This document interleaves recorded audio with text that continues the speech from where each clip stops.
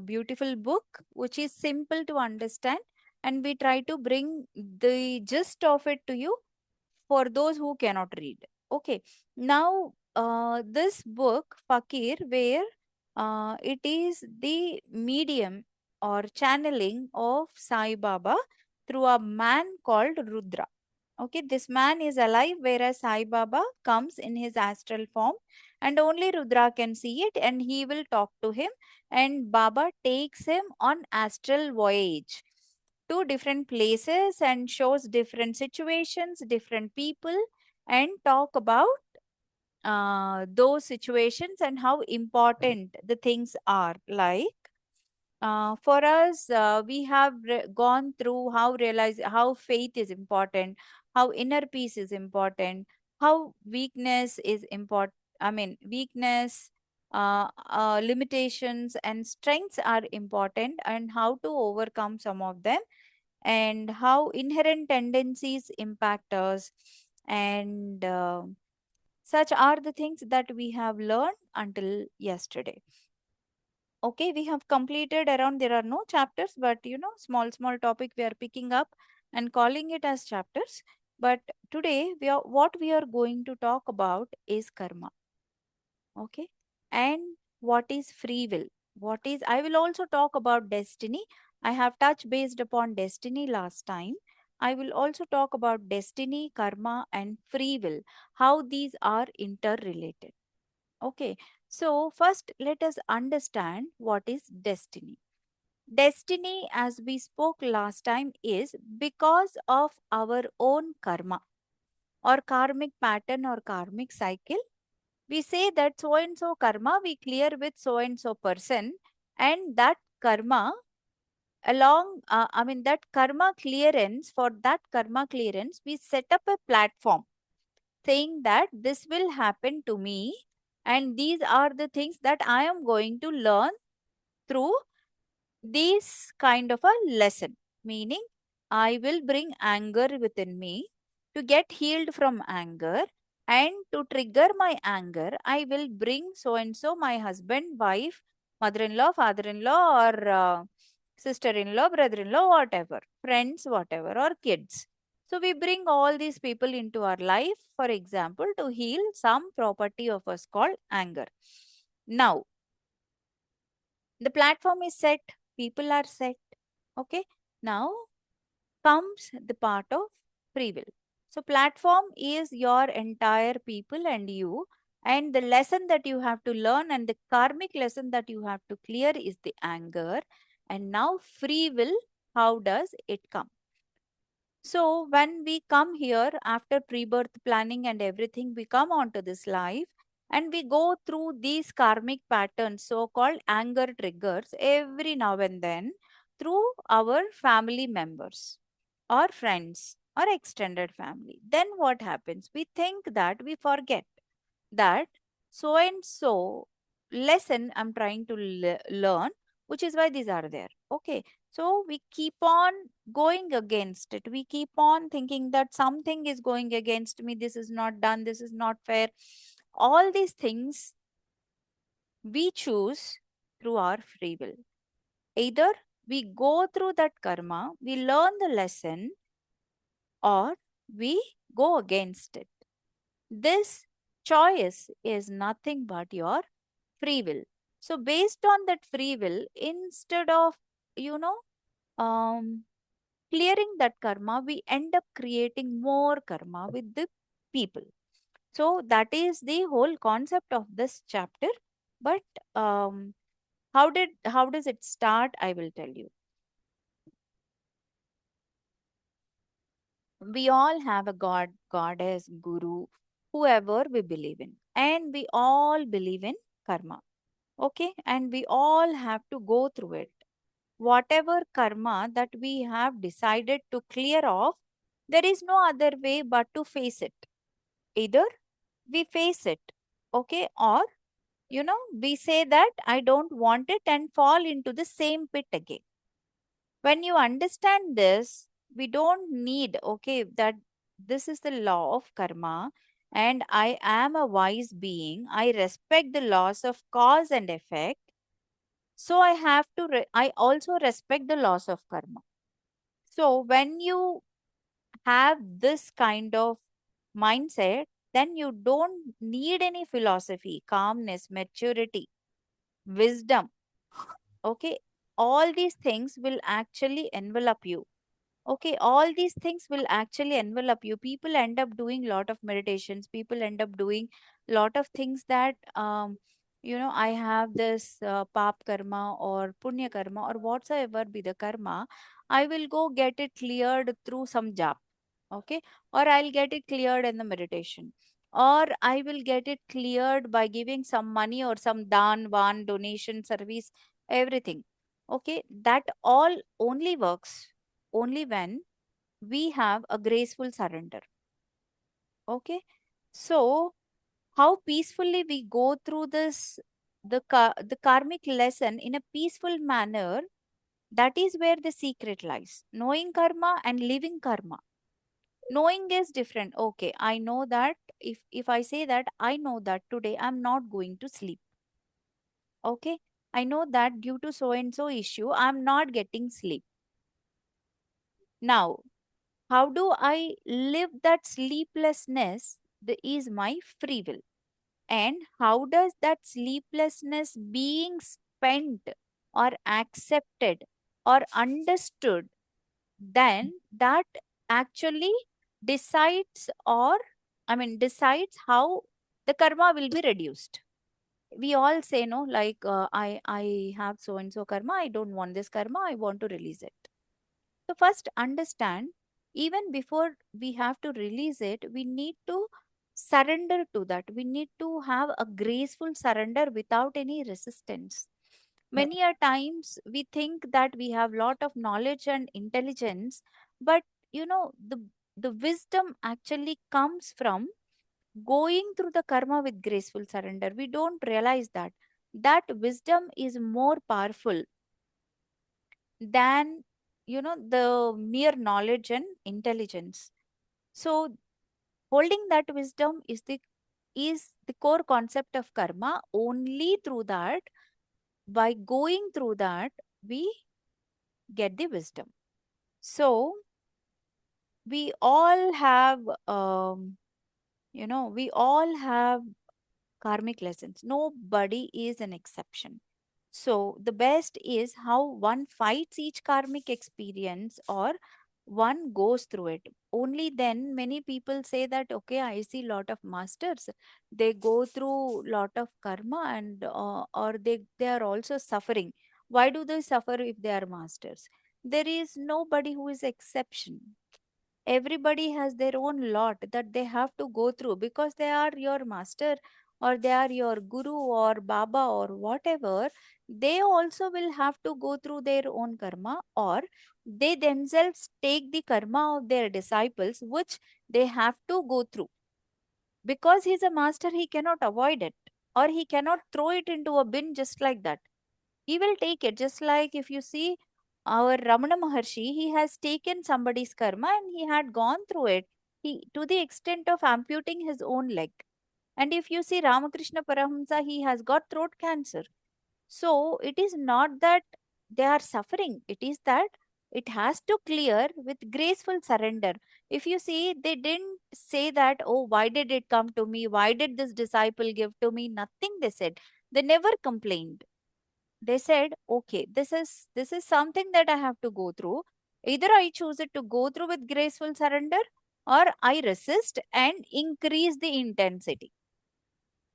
Okay, we may all know about karma. This is what Baba says. You may all know about karma, but if you are not willing to accept it gracefully, then you shall never be able to repose in calm and still waters.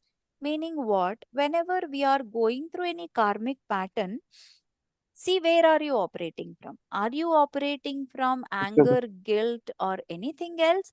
Or are you, can you please go on mute, whoever that is? Eliska. How to anger issues that ಬರುತ್ತೆ. Yeah, can you Body please go on mute? Who?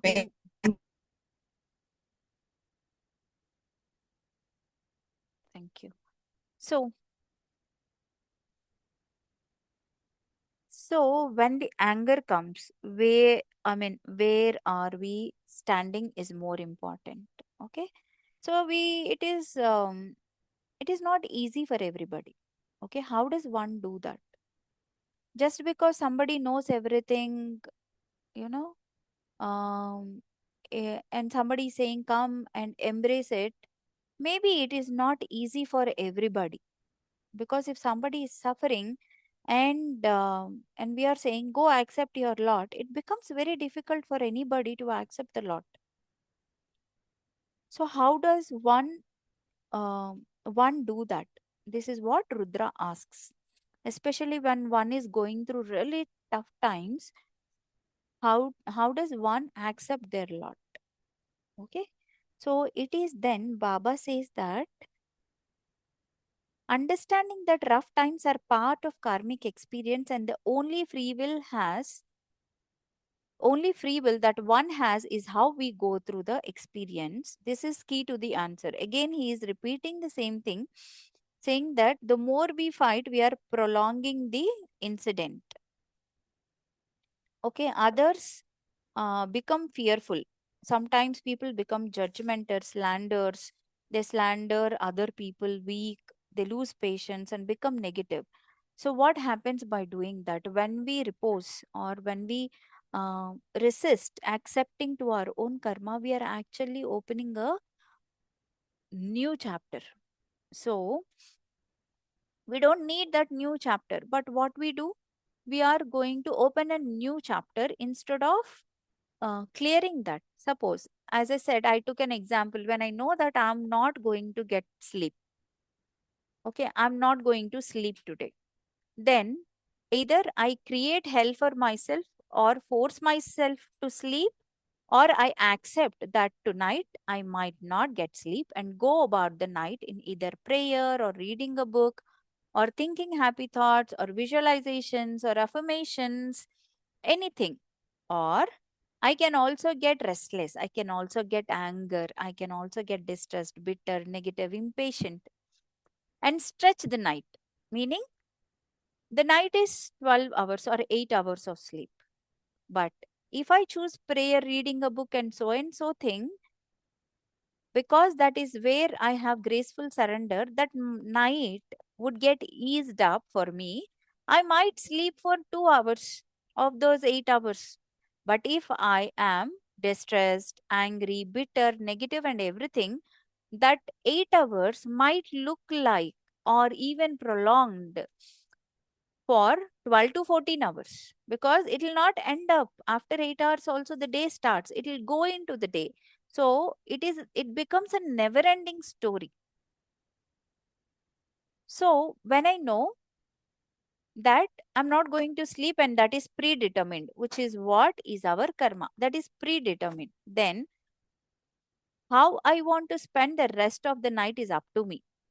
Karma works in the same manner. We know that we have to go through the experience, and how we want to go through the experience is all determined by the individual. And Baba says that no master have any take on this, meaning no master or no divine being can help you here. They are also helpless, because it is only the individual's choice how they want to go through it. Okay, it is not that some gets exception. We all have to go through such nights. If we are in awareness, then each night that we are forced to stay awake, you will still be in the state of calmness. But if you react, you will wake up. If you will wake up in more restlessness, or you will not sleep, or you will wake up everyone and create disharmony in yourself and others. That is how it is when you decide and resist the karma.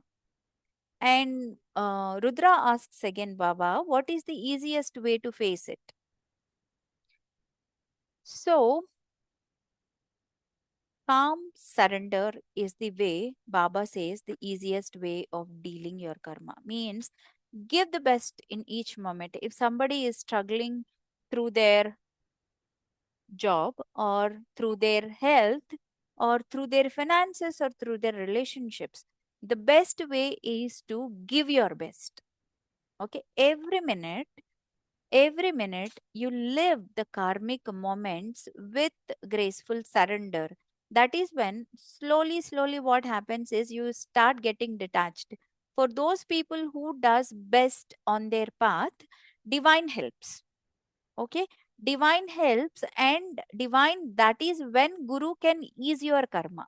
Otherwise, when we do not surrender or we do not do our best and we sit that I'll go take a dip in Ganga and I will release all my sins, I'll go give dan of a cow to somebody and I'll wash away all my sins, that never happens, because every lot has to be gone through.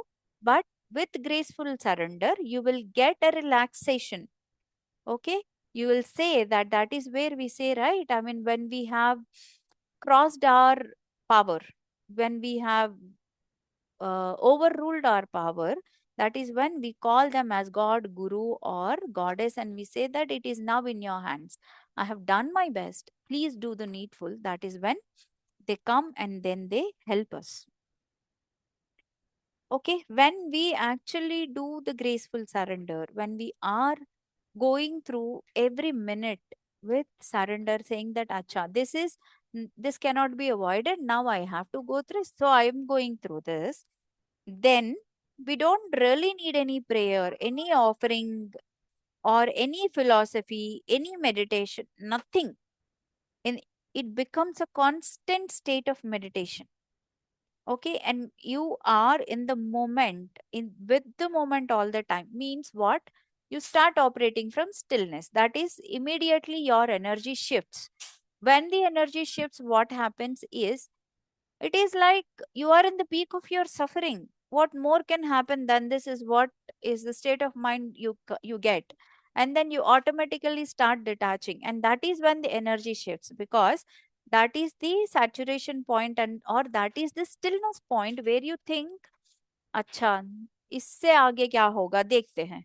You're already detached, right? If the situation of financial struggles is happening again and again and again and again, you lose. I mean, first time you feel bad, second time you feel bad, third time you feel bad, after that you don't even feel bad. Okay, you don't even feel bad, nobody will feel bad after that. So that is the point where you reach it slowly, or if you want 10 experiences to reach that state, or you need only one experience to reach that state, is up to the individual. Okay, so if you need 10 experiences to reach that state, okay, if you need 10 experiences to reach that state, in the due course of time you may lose track and you may again fall into the pit of bitterness and all this slandering and everything. Okay, so choose wisely and take that karmic experience as with graceful surrender, then you start shifting the energy. Okay, so when the individual leaves the body and has to be present for the judgment at that time, meaning when we are leaving our body after death, is a very intense concept. I might explain this concept later, but when a person is leaving the body, what happens is only the physical body drops, the rest of it remains, and the individual is put for the judgment in front of the karmic board members, in front of the judges. Remember that the individual will be given no right, no power to explain or justify what or her thoughts were, or what were their actions, or what were their words. Karma is energy, right? Energy doesn't have any logic, energy doesn't have any emotion. Karma is a manifested energy where you attach good, bad to it, but it doesn't has any logic, justification, or emotion. It is by its own law. It has to happen at so and so time with so and so people. It will happen. That's it. You cannot avoid it. Okay. So then, who will represent you is when you are in the graceful surrender, when you go through your karma with all your faith in the divine or your guru or your master, they come to represent you. They come, your goddess, your god, and you, your guru will represent you. Your spirit guides will represent you. Your ancestors will represent you. Okay, but we ourselves cannot represent any for any justification. Okay, and Lord Krishna says that um, doing wrong and being a mere observer when wrong is being done both have same karmic ramifications. Means when something is happening wrong in front of you, if you are in a system, like if you are in your own office, you are working along with your boss, employees, and everybody, and you see that your boss is getting bribed, okay, he's taking bribes, and you are watching, and but you are thinking that this is none of my business, okay, this is none of my business, then what happens? You think that I am doing good job by helping people, I'm doing my own job, I'm just an employee of this company. But your boss, you know, it is happening in front of you. Then what Krishna says is, you both will be weighed in the same balance. You both will have same karma. You are not an exception. Okay? So doing evil or observing evil, both will be weighed on the karmic weighing scale. No matter how wrong somebody may be, the moment we judge or slander that individual, we have begun a karmic account with that individual. So we either raise our voice or we move out of that place so as to get out of that karmic cycle. Otherwise, what you are doing is we are opening a new karmic account instead of closing our own karmic accounts. What do? We see the boss is doing something or somebody is doing something in and around us. We talk about them, right? We don't talk about them in front of them, but we talk about them behind. So what happens? That we open a new karmic account. It is an unnecessary karmic account where you don't even have a link with. You know that you don't talk to your boss directly, but still you have a link. You don't have a link, but still you create a karmic account. And you have to take lives, okay, to clear it. What a waste of time, energy, and opportunity to grow, isn't it? So, we think that most of our karmic relationships, Baba says most of our karmic relationships are like that. They have come from ego, they have come from ignorance, and they have come from stupidity because we might have done slandering or judgment, or we might have given a word, okay, something like that, or we might have become an observer not by raising our voice. We have created our own relationships without our knowledge. So thus, when we understand this, when these karmic relationships we are coming across either in your workspace or personal space, what Baba says is with complete wisdom that this has to go through it with little bit of sense of humor. Go through it with grace, wisdom, and a sense of humor. You have initiated for something, and now now the door is getting knocked by the bill collector, so we have to pay the bill. We can't say that I can't pay the bill. Just pay the bill with class and grace. That is what Baba says. And um, Rudra then asks, Baba, is it so simple that we do it all as you are saying? Then honestly, Baba says that it is more simple than what you think in your head. You make it complicated. Okay, when you start detaching, because karma is only created by the use of free will. You used the free will when you are an observer, you used the free will to judge that person, to talk about that person, and you have created a new karmic account. It is your free will that perpetuated your karma, okay, that increased your karma. So when it is not used properly, You created with your own free will a great karmic account. The individual is the creator of his own hell or heaven. The individual is the creator of his or her destiny, his or her karmic journey. It only begins with the free will and ends with the free will. That is what Baba says. It only begins because we have created it, and with only the free will, we have to end it. Otherwise, we fall into the pit of repeating the same and same and same again and again. However dirty the situation is in everybody's lifetime, each moment is a new beginning. Let us not leave the hope that now it is time. I will start now. I will stop slandering. I will stop judging my own self and others. That itself is enough to start getting surrendered, and that itself is enough to start dissolving your own karma. Try to calmly cleanse it. Don't be angry with your pending karmic outcome. Calmly face it, is what Baba says. And what saddens them the most, the divine the most, is that the mankind, when who do not know, okay, there is a hypocrite. Who are called hypocrites? They, those who know that they are not worth of something, or they are not um, doing something that is in alignment with his own ethics or her own ethics, but show off to people that they are doing great, that they are great people. And Baba says such people fall so badly in their karmic cycle, so down, so steep, than a person who doesn't know anything of all this.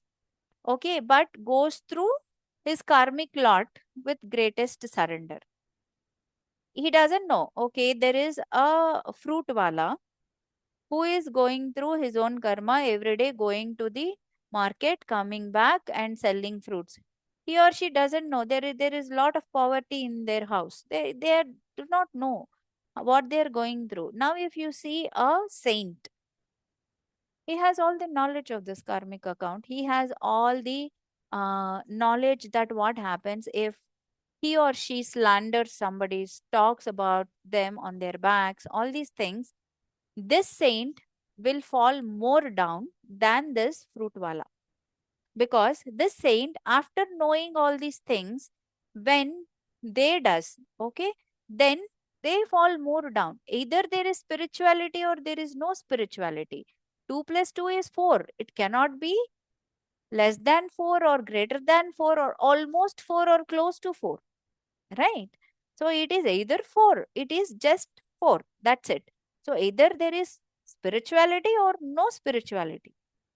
So these people, those who are saints or those who are in the spiritual path, if they walk the path the way they have to walk, they will raise high, more high than they have expected. But if they talk about people on their backs, or if they insult, or if they defend themselves for no reason, that is what makes their own masters in the astral world sad. Okay, when they know that okay, there is reincarnation, there is life after death, and there is karma, and we believe in all this, and after all this, what is the point? Then the person is doing the same thing. He or she is resisting to go through the karma. Okay, what is the point when a person is meditating and scolding somebody? What is the point when you chant mantras and you slander? You are sitting in front of your altar, you are doing puja. Now, suddenly a phone comes. Okay, you pick the phone and then you start screaming on the person, and you're still continuing to put flowers on the god. What is going to happen to you? To the other person who is on the call on the other side, they do not know the loss of karma, then they will stay where they are. They go through their lot the way they are going through. But you who are here doing puja, doing mantras, doing meditations, and you are scolding somebody or talking about somebody, you will fall 1,000 steps down. You cannot raise up so soon. That is what masters are saying. So, being in this path, you got to be really careful, maintain silence. You have to be really undergoing your own lot with graceful surrender. That is not only enough, but also understand how we have to behave in this path, okay, to clear the karma.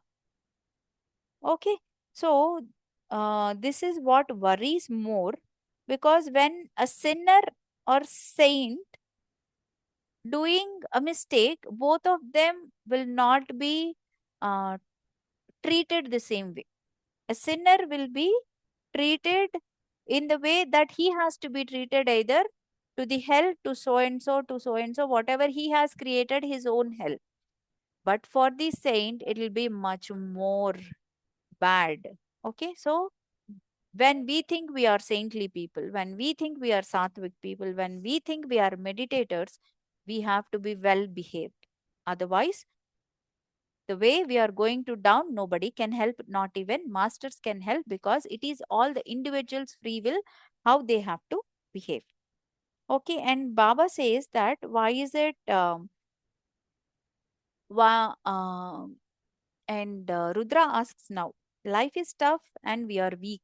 Because we are humans, we are weak. We can't know how to take this forward, because life is tough, becoming tough. Then Baba says the meals that are cooked in the karmic kitchens are not digestible usually. But that doesn't mean that because it is not digestible, that doesn't mean that we are not stopping to eat it. We have to eat it, but that doesn't also mean that we have to go to the level that we cut our tongues.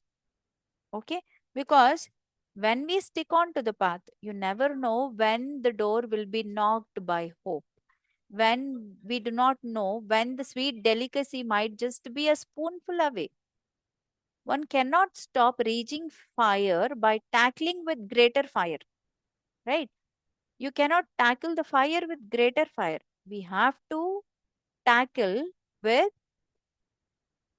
surrender, that uh, that right use of the free will, not by aggression or in a reactive manner, but that fire, karmic fire, can only be doused by calmness, can only be doused by stillness, not by more fire.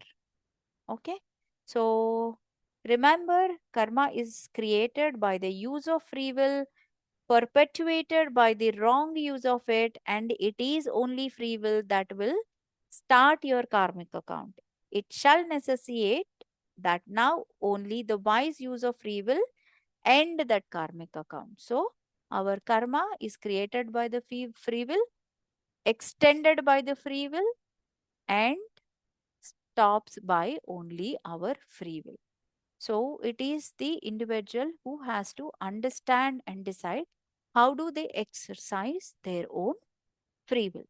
Sorry, I took 10 minutes more, but that is all about chapter 8, karma, how to understand it, how to get relieved from it, and how to behave when we are going through rough times, or how to behave when we are in the path of spirituality so we don't fall back. Thank you so much, dears. Is there any doubt anybody has? You're free to ask me now.